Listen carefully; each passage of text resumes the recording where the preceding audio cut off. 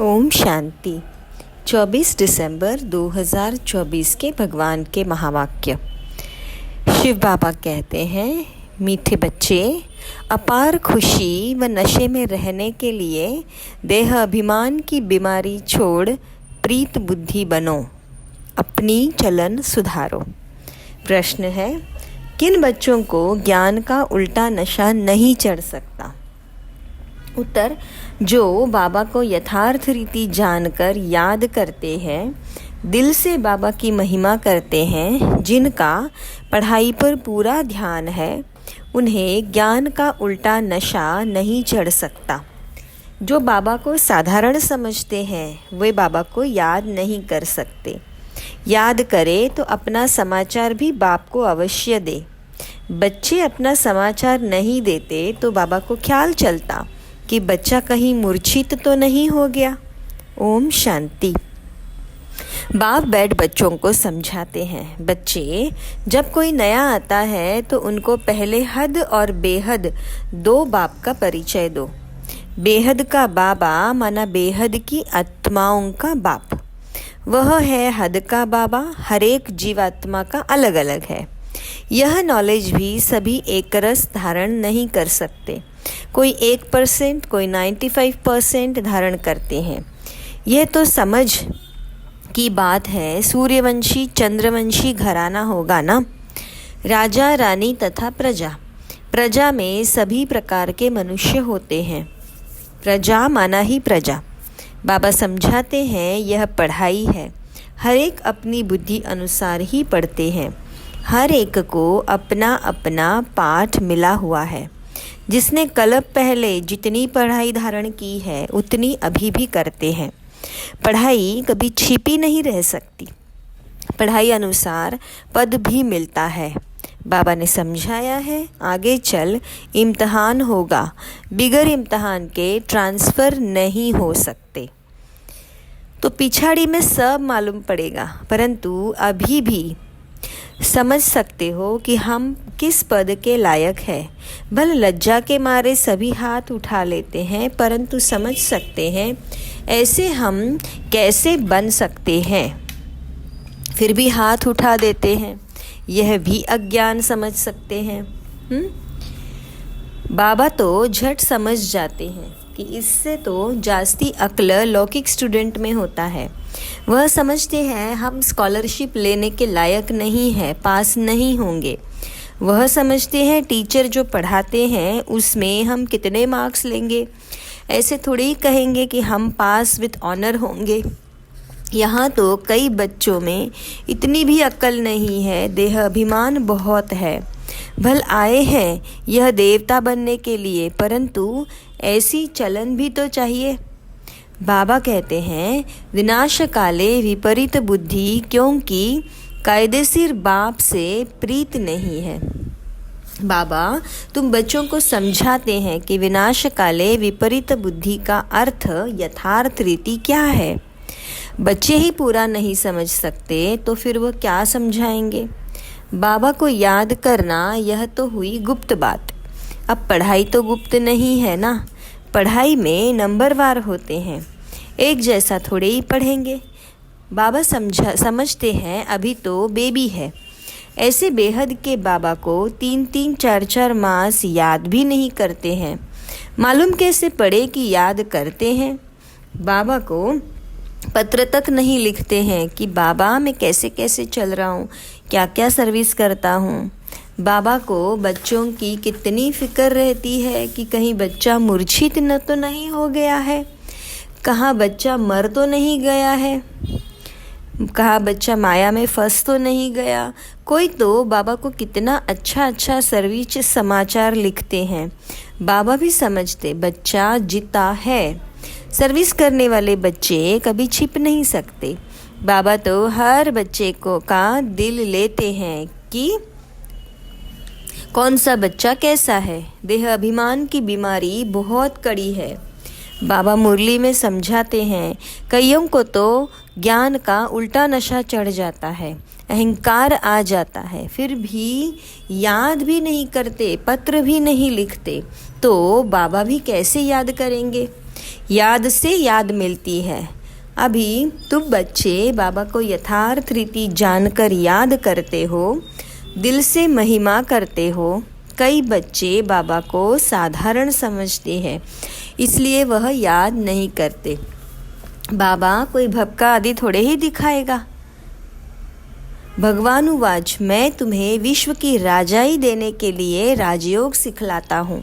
तुम ऐसे थोड़े ही समझते हो कि हम विश्व की बादशाही लेने के लिए बेहद के बाबा से पढ़ते हैं। यह नशा हो तो अपार खुशी का पारा सदा चढ़ा रहे। गीता पढ़ने वाले भल कहते हैं, श्री कृष्ण भगवान उवाच, मैं राजयोग सिखलाता हूँ। बस उन्हें राजाई पाने की खुशी थोड़े ही रहेगी। गीता पढ़कर पूरी की और गए अपने अपने धंधे धोरी में। तुमको तो अभी बुद्धि में है कि हमको बेहद का बाबा पढ़ाते हैं। उन्हें ऐसा बुद्धि में नहीं आएगा।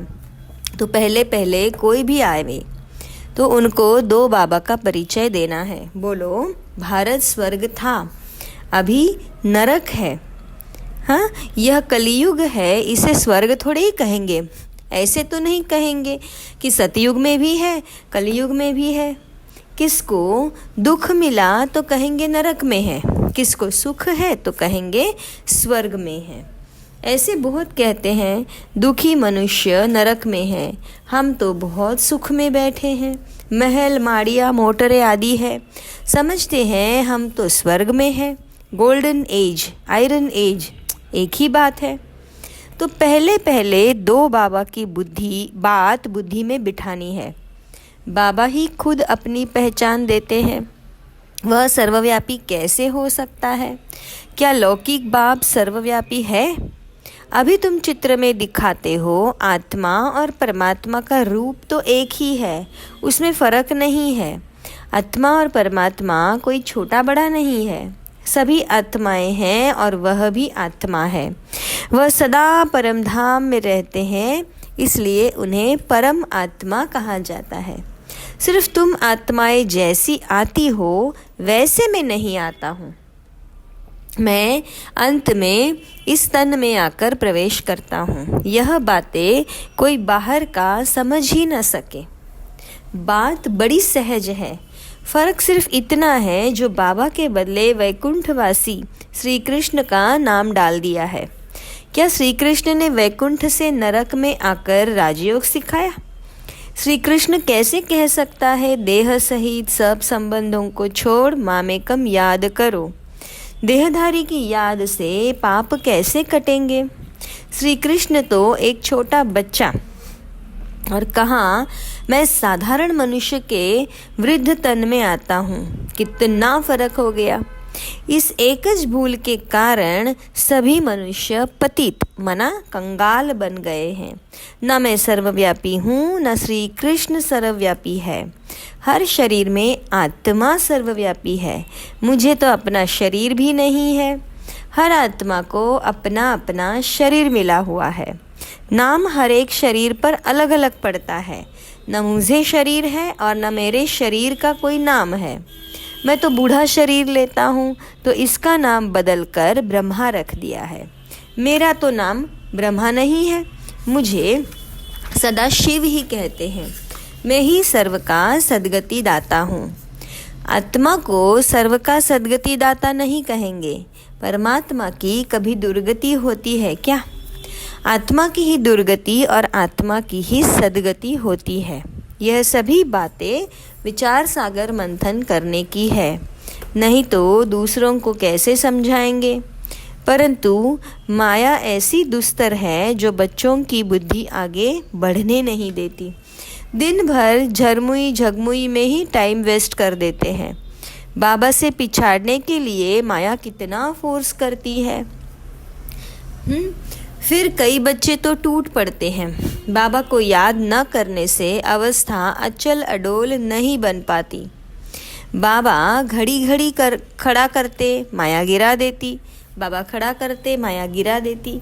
बाबा कहते हैं कभी हार नहीं खानी है। कलप कलप ऐसे होता है, कोई नई बात नहीं। माया जीत अंत में बन ही जाएंगे। रावण राज्य खलास तो होना ही है। फिर हम नई दुनिया में जाकर राज्य करेंगे। कल्प कल्प माया जीत बने रहे हैं। अनगिनत बार नई दुनिया में राज्य किया है। बाबा कहते हैं बुद्धि को सदा बिजी रखो तो सदा सेफ रहेंगे। इसको ही स्वदर्शन चक्रधारी कहा जाता है। बाबा कहते हैं बुद्धि को सदा बिजी रखो तो सदा सेफ रहेंगे।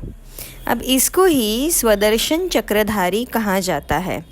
बाकी इसमें हिंसा आदि की बात नहीं है। ब्राह्मण ही स्वदर्शन चक्रधारी होते हैं। देवताओं को स्वदर्शन चक्रधारी नहीं कहेंगे। पतित दुनिया की रस्म रिवाज और देवी देवताओं की रस्म रिवाज बहुत अंतर है। मृत्यु लोक वाले कहेंगे हम पतित पावन बाबा को बुलाते हैं। हम पतितों को आकर पावन बनाओ, पावन दुनिया में ले चलो। तुम्हारी बुद्धि में है आज से 5000 वर्ष पहले नई पावन दुनिया थी जिसको सतयुग कहा जाता है। त्रेता को कोई नई दुनिया नहीं कहेंगे। बाबा ने समझाया है वह है फर्स्ट क्लास, वह है सेकंड क्लास। एक एक बात अच्छी रीति धारण करनी चाहिए। जो कोई आकर सुने तो वंडर खाए। कोई वंडर भी खाते हैं परंतु फुर्सत नहीं जो पुरुषार्थ करे। फिर सुनते हैं तो पवित्र ज़रूर बनना है। यह काम विकार ही मनुष्य को पतित बनाता है। उनको जीतने से तुम जगत जीत बनेंगे, परंतु काम विकार उन्हों की जैसे पूंजी बनाता है। उनको जीतने से तुम जगत जीत बनेंगे, परंतु काम विकार उन्हों की जैसे पूंजी है, इसलिए वह अक्षर नहीं बोलते हैं। सिर्फ कहते हैं मन को वश में करो, लेकिन मन अमन हो तब जब वो शरीर में नहीं हो। बाकी मन अमन तो कभी होता नहीं। देह मिलती है कर्म करने के लिए, तो फिर कर्मातीत अवस्था में कैसे रहेंगे? कर्मातीत अवस्था कहा जाता है मुर्दे को, जीते जी मुर्दा अथवा शरीर से डिटैच। बाबा तुमको शरीर से न्यारा बनने की पढ़ाई पढ़ाते हैं। शरीर से आत्मा अलग है। आत्मा परमधाम की रहने वाली है। आत्मा शरीर में आती है तो उसे मनुष्य कहा जाता है। शरीर मिलता ही है कर्म करने के लिए। एक शरीर छोड़ फिर दूसरा शरीर कर्म करने के लिए लेना है। शांति तो तब हो जब शरीर में आत्मा नहीं है। मूल वतन में कोई कर्म नहीं होता। सूक्ष्म वतन की तो बात ही नहीं। सृष्टि का चक्र यहाँ ही फिरता है। बाबा और सृष्टि चक्र को जानना, इसको ही नॉलेज कहा जाता है। सूक्ष्म वतन में न सफ़ेद पोशधारी, न सजाए सजाए, न नाग बलाए पहनने वाले शंकर आदि होते हैं। बाकी ब्रह्मा और विष्णु का राज तो बाबा समझाते रहते हैं। ब्रह्मा यहाँ है, विष्णु के 2 रूप भी यहाँ ही है। वह सिर्फ साक्षात्कार का पार्ट ड्रामा में है जो दिव्य दृष्टि से देखा जाता है। क्रिमिनल आँखों से पवित्र चीज़ दिखाई न पड़े। अच्छा, मीठे मीठे सिकिलधे बच्चों प्रति माता पिता बाप दादा का याद प्यार, गुड मॉर्निंग और नमस्ते। रूहानी बाप की रूहानी बच्चों को नमस्ते। हम रूहानी बच्चों की रूहानी बाप दादा को याद प्यार, गुड मॉर्निंग, नमस्ते और शुक्रिया। धारणा के लिए मुख्य सार, अपने आप को सदा सेफ रखने के लिए बुद्धि को विचार सागर मंथन में बिजी रखना है। स्वदर्शन चक्रधारी बनकर रहना है। झरमुई झगमुई में अपना समय नहीं गंवाना है। शरीर से डिटैच रहने की पढ़ाई जो बाबा पढ़ाते हैं वह पढ़नी है। माया के फोर्स से बचने के लिए अपनी अवस्था अचल अडोल बनानी है। वरदान, ब्रह्मा बाप समान लक्ष्य को लक्षण में लाने वाले प्रत्यक्ष सैंपल बन सर्व के सहयोगी भव। स्पष्टीकरण, जैसे ब्रह्मा बाप ने स्वयं को निमित्त एग्जाम्पल बनाया, सदा यह लक्ष्य लक्षण में लाया जो ओटे सो अर्जुन इसी से नंबर 1 बने। तो ऐसे फॉलो फादर करो। कर्म द्वारा सदा स्वयं जीवन में गुणमूर्त बन, प्रत्यक्ष सैंपल बन, औरों को सहज गुण धारण करने का सहयोग दो। इसको कहते हैं गुणदान। दान का अर्थ ही है सहयोग देना। कोई भी आत्मा अब सुनने के बजाय प्रत्यक्ष प्रमाण देखना चाहती है, तो पहले स्वयं को गुणमूर्त बनाओ। स्लोगन: सर्व की निराशाओं का अंधकार दूर करने वाले ही ज्ञान दीपक है। अच्छा, ओम शांति।